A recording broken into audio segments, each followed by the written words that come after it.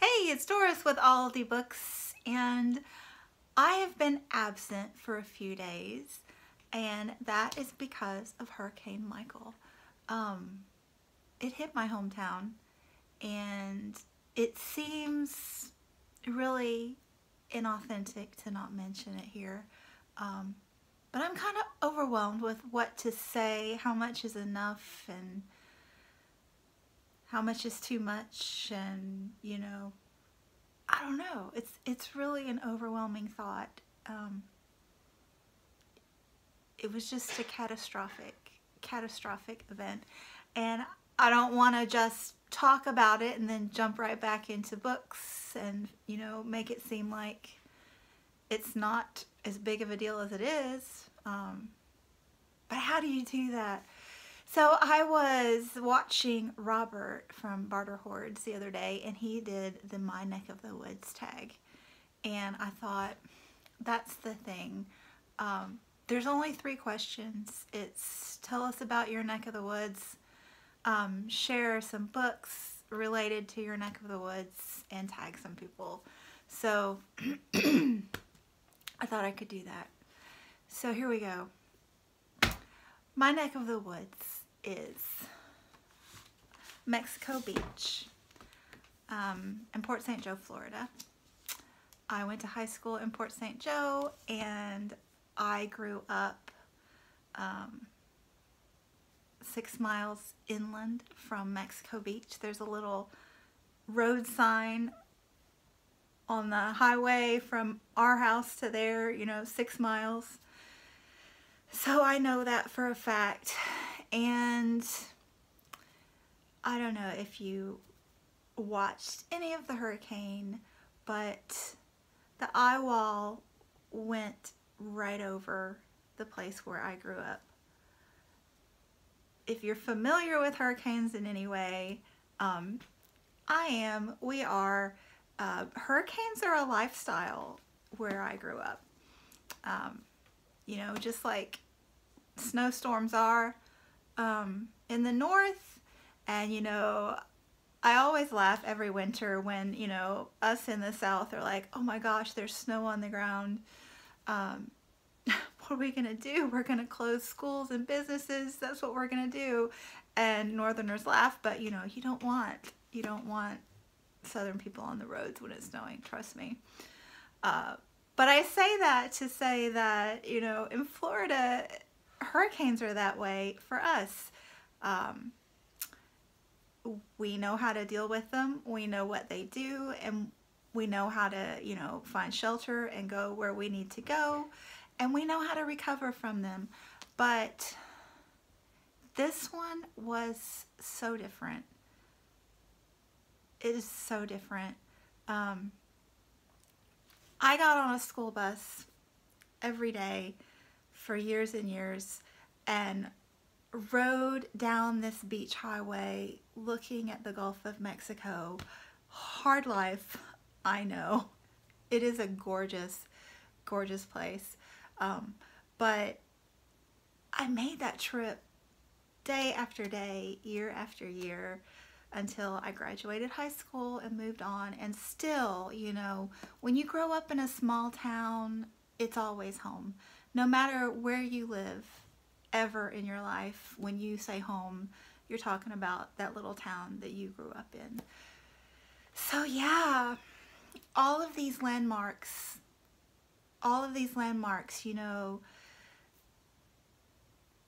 ice cream shop where I take my son and nephews every time we go to the beach, and my brother used to chase the girls. They talk about those sorts of things. Generations, it's gone. The shell shack where our friends own and work, it's gone. It's just all gone. It's truly it's decimated. Just this little 1950s and 60s beach community. They call it the Forgotten Coast. It's not going to be forgotten anymore. But the houses, they're just it's just a shadow of their existence that they were ever there. And you know, that beach scene, take it inland, and you know, those houses are still there, but they're destroyed. And take it 6 miles inland to where my mom and dad and my brother live, and their houses are fine, and there's a little roof damage. They are lucky. Every tree is down in their yard. Every single tree, I think. I hope they're not all, because these trees are my friends. I grew up with these trees. The oak tree in the front yard where my mom and dad had a wood swing that my brother-in-law built for them.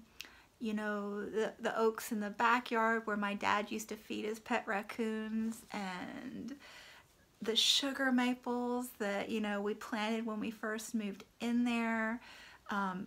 The pecan trees in the backyard that we were so proud to have when we bought the property.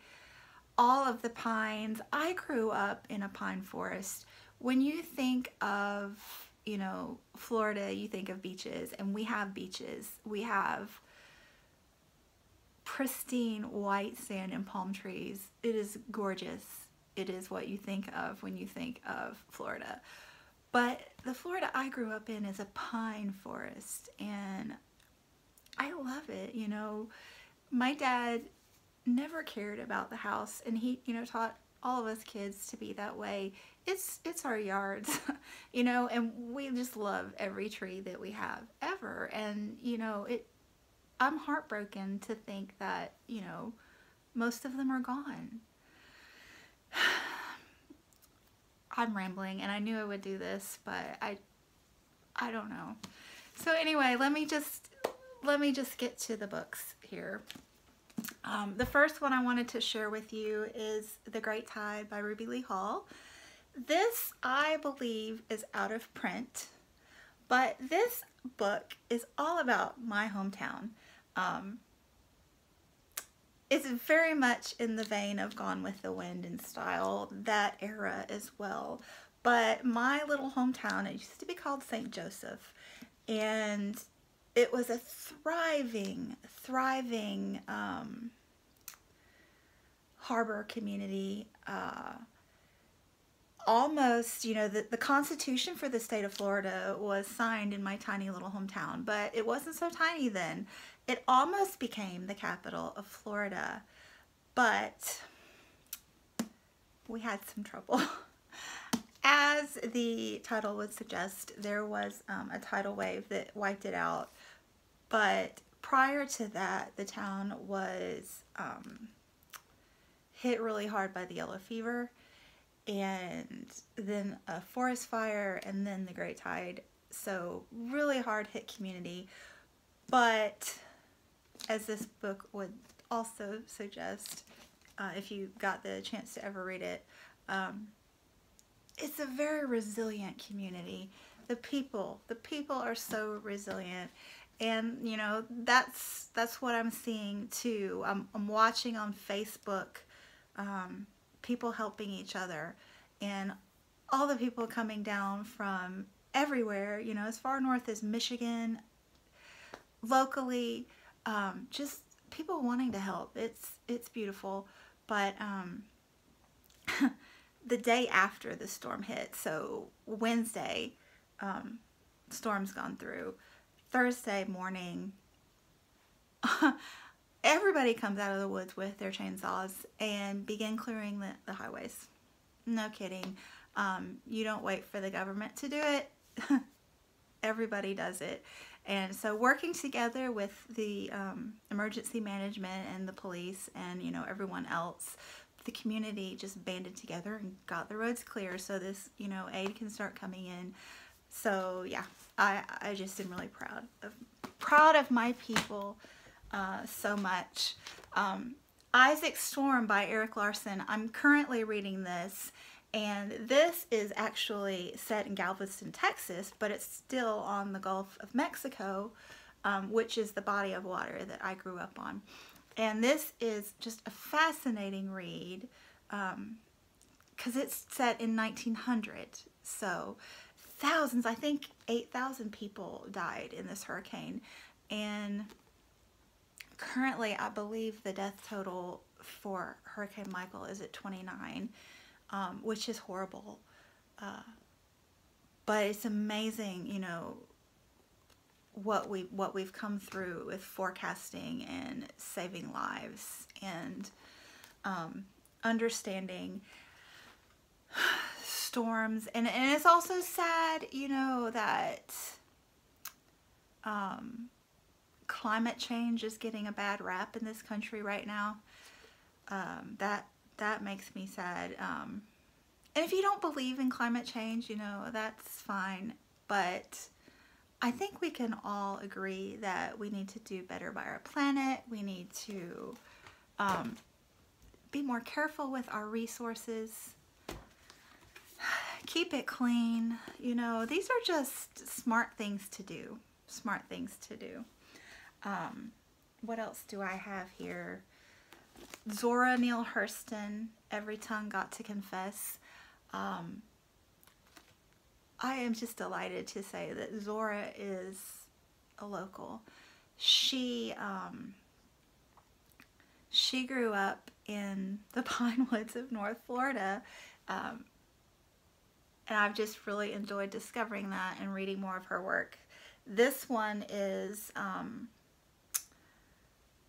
believe I don't think these are stories she wrote. These are stories she documented. She was very much into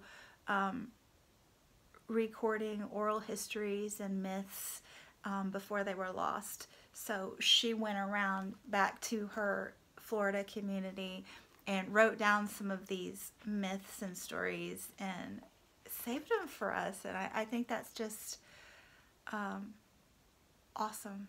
Really awesome. And I think there are going to be some stories to come out of this disaster that will be worth recording. And then I have Florida by Lauren Groff. Lauren is a transplanted Floridian. I don't remember where she's from originally, but this is her short story collection that she just put out, and it is set almost entirely in North Florida, and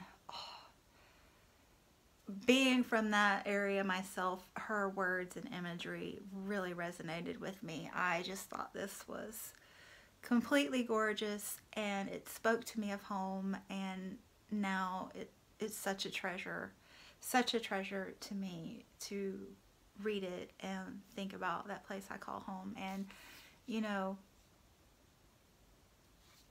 hope that it'll get back to where it was. I know it will. It's just gonna take some time. Then I have The Gulf, The Making of an American Sea by Jack E. Davis.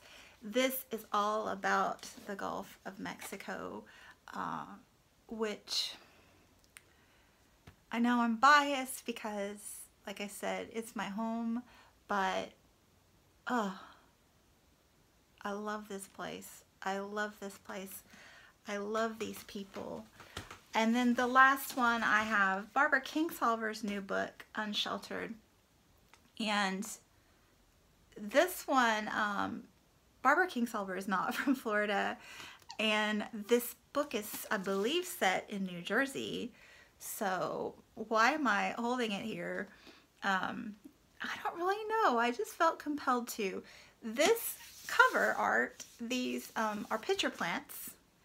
They are indigenous to Florida especially, and endangered, and gorgeous and fascinating. They're a carnivorous plant, and just the neatest things you'll ever see. And I just, like I said, I have an eye for wildflowers, but you'll just see them in the summer, you know, driving down these country roads, and we have ditches on the sides of each road. That's definitely a Florida thing. Really marshy ground, and you know, the pine woods in the background. But you'll see them, and they're very, like this cover suggests, very neon-y green, and you just see them, the pitcher plants, periodically. Oh, and they're just fabulous. And the other thing that drawed me was the title, Unsheltered, which is another thing that's going on in Florida right now. Like I said, my family is all fine, and we're really lucky. They have water and electricity, no, and it could be as much as a month before they get electricity back. Most people have cell phone service again, thank goodness. My sister was on one carrier that managed to survive this storm, at least in her area. So my sister was able to communicate with us pretty much the whole time, which we are also thankful for. And her people are thankful for. She's a nurse. She works in hospice care, and she worked a special needs, a high needs shelter during the storm, so she was able to communicate with people outside and, you know, get supplies in that they needed right away. So very, very fortunate with that.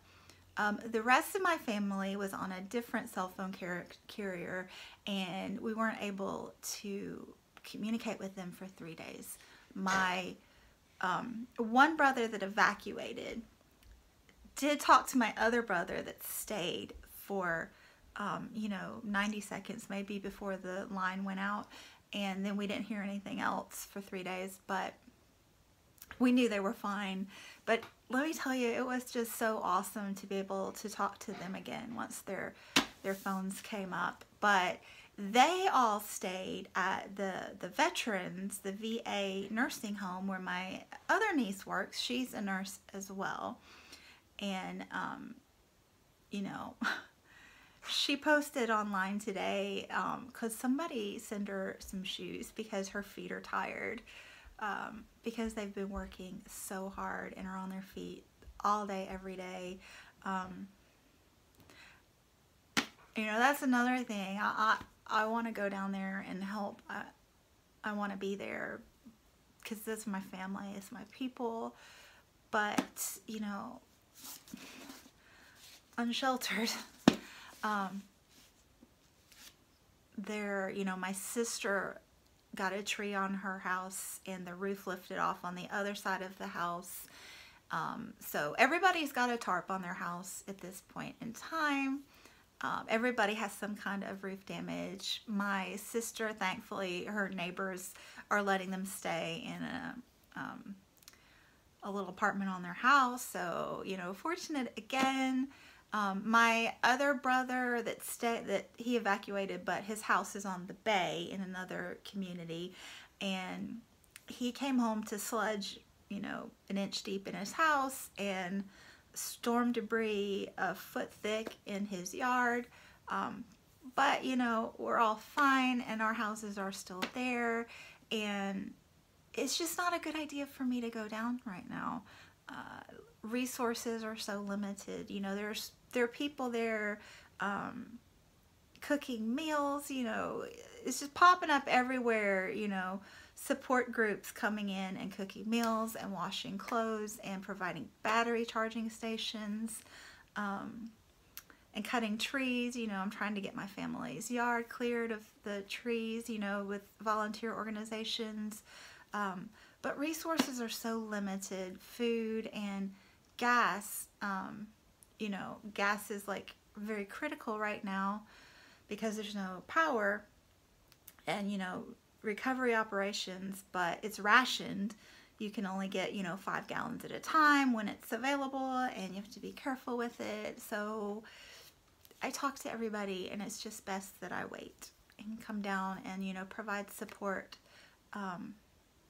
from here at my house in Tennessee. So anyway, that's what I have to say about my town. I love my town, and, you know, I'll leave a link below of a nonprofit group if any of you are looking to donate. And you know, there are other towns, you know, North Carolina was hit. There was a hurricane, you know, prior to this one. Puerto Rico is still recovering. And you know, people helping people.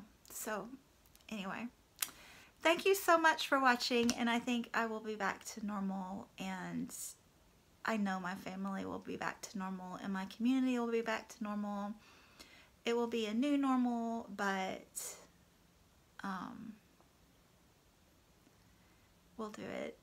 So thanks so much for watching, and I'll be back soon. Bye.